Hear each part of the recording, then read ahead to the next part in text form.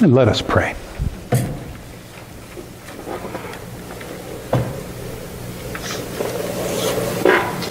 Awaken us, O vast one, to be fully aware of the true needs and longings of our hearts. As words from the gospel are read this morning, let us take their truth and power into ourselves, and let us live as people held in their promises. Let us be alive to all the promptings of heaven itself, and inwardly desire to declare you in all the parts of our lives. Amen. Well, before words of the gospel are read, let's have a look at words from this guy. This is cartoonist James Thurber's portrait of himself. He's kind of wild-haired, but you can tell he's rather introverted as well. Is that a familiar name, James Thurber? Have you heard of him? He's an American cartoonist, comedian, short story writer. We've all read The Secret Life of Walter Mitty, right? That's Thurber. He's a journalist, all-around lovable weirdo, born in Ohio, as so many lovable weirdos are. His humor tended toward the psychological, as in this cartoon, published in the New Yorker magazine in the 1950s. This is a perfect representation of a mother complex. You can see the little guy there walking to his home, and what does he see? Not his home.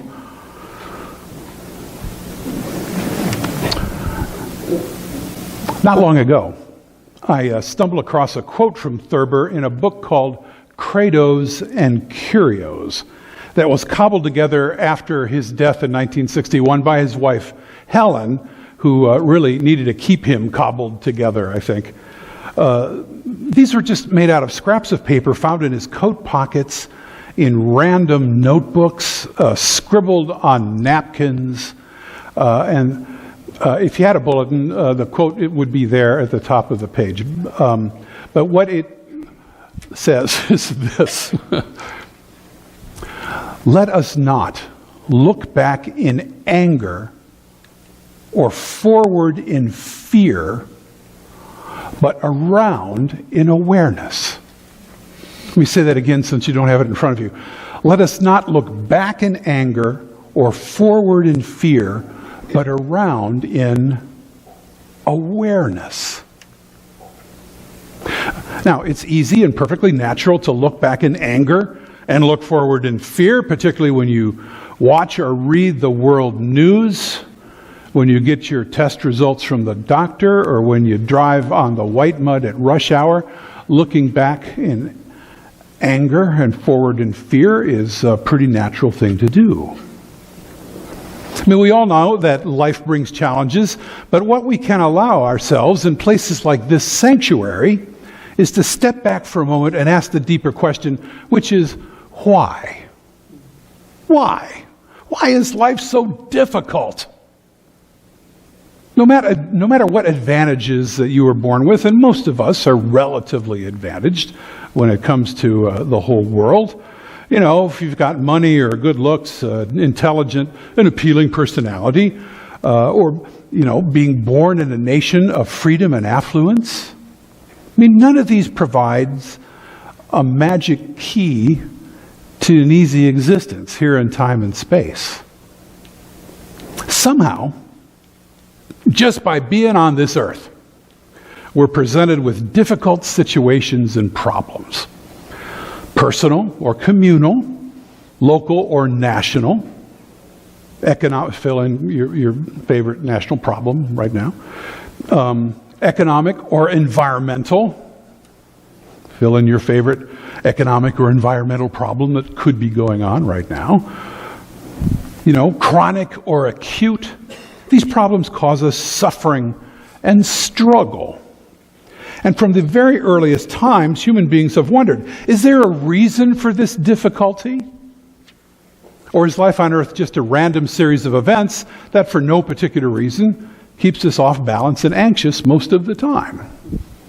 Yeah, that's a question that people have been asking since Adam and Eve. Now, maybe asking and wrestling with this question is one of the reasons that people come to church. Or on the other hand, maybe it's one of the reasons that people stay away from church. They'd rather not ask these questions and wrestle with them. And I get that. But let's say, just for the sake of argument this morning, just for these next few minutes, that the answer is no. Life isn't random, although it certainly feels like it sometimes. Let's say, just for the sake of argument, that there is a pattern and a purpose inside existence. And that the reason that challenges arise is to make each of us more aware. To get back to James Thurber for a second. To make us more aware as individuals, as families, as communities, as a nation, and finally, of course, as a species. And we're going to have to get aware as a species real quick. To make us more aware of what really is, what's really going on, both inside and outside. So here's the premise. If that's true, if there is a pattern and a purpose inside existence, there should be a spiritual situation to every problem. And as we've learned just by our years of living here on earth, the spiritual solutions don't lie at the level of the problem itself, even though we tend to focus all of our energies at that level. The spiritual solutions lie beyond. Thurber lays it out for us. Look around in awareness. And spirituality, not so much religion, but spirituality deals with our state of awareness. It isn't the same as, say, medicine or behavioral psychology. It isn't the same as social science or economics. Medicine deals in the physical, where bodily changes occur. Psychology deals primarily in mental difficulties such as anxiety, depression, or mental illness. And social sciences use these individual disciplines to explain how and why groups of people do what they do. But spirituality, spiritual inquiry, confronts awareness directly. And it aims to produce new and deeper levels of consciousness. The problem that in North American society, North American culture, this is seen as much less real than the other ways of approaching problems. In times of trouble, people cope as best they can with a swirling confusion of fear, anger, anxiety, frustration.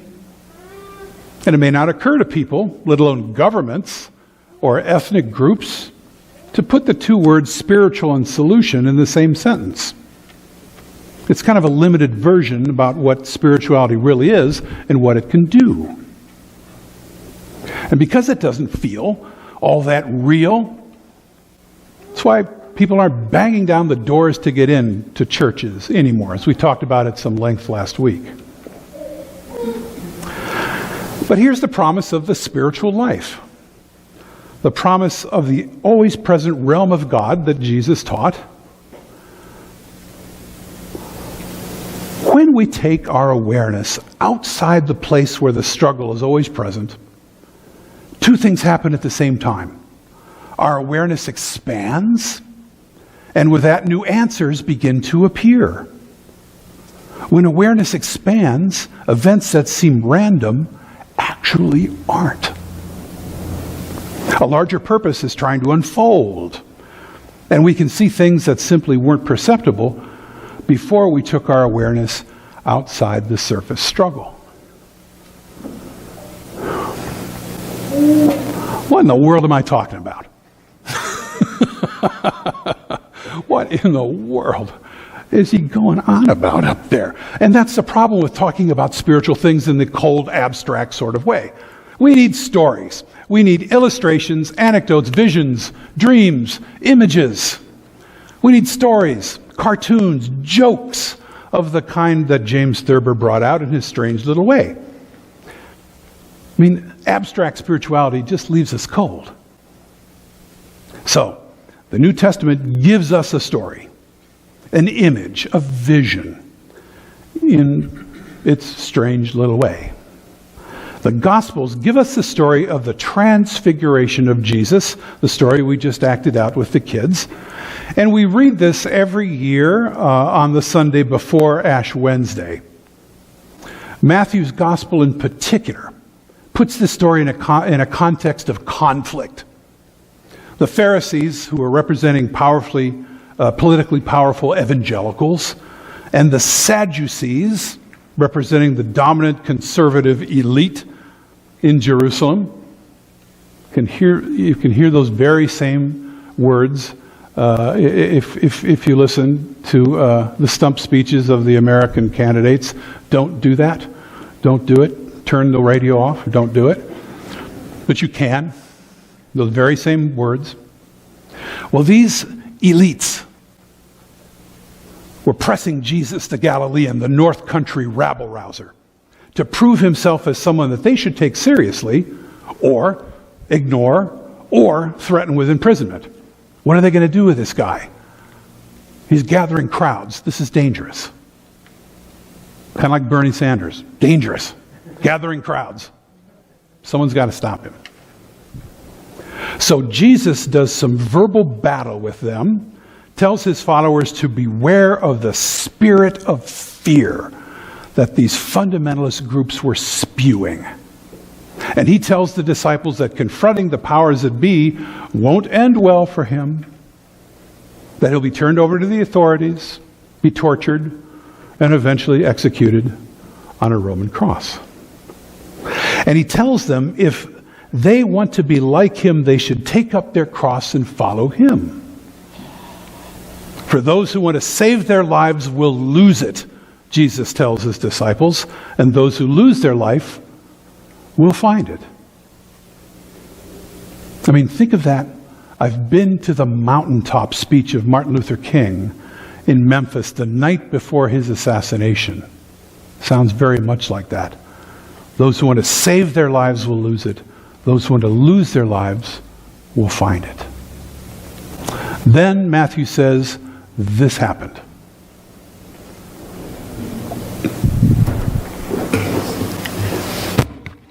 "6 days later, Jesus took with him Peter and James and his brother John and led them up a high mountain by themselves. And he was transfigured before them, and his face shone like the sun, and his clothes became dazzling white. Suddenly there appeared to them Moses and Elijah, talking with him. Then Peter said to Jesus, 'Lord, it is good for us to be here. If you wish, I will make 3 dwellings here, one for you, one for Moses, and one for Elijah.' While he was still speaking, suddenly a bright cloud overshadowed them, and from the cloud a voice said, 'This is my Son, the Beloved. With him I am well pleased. Listen to him.' When the disciples heard this, they fell to the ground and were overcome by fear. But Jesus came and touched them, saying, 'Get up and don't be afraid.' And when they looked up, they saw no one except Jesus himself alone."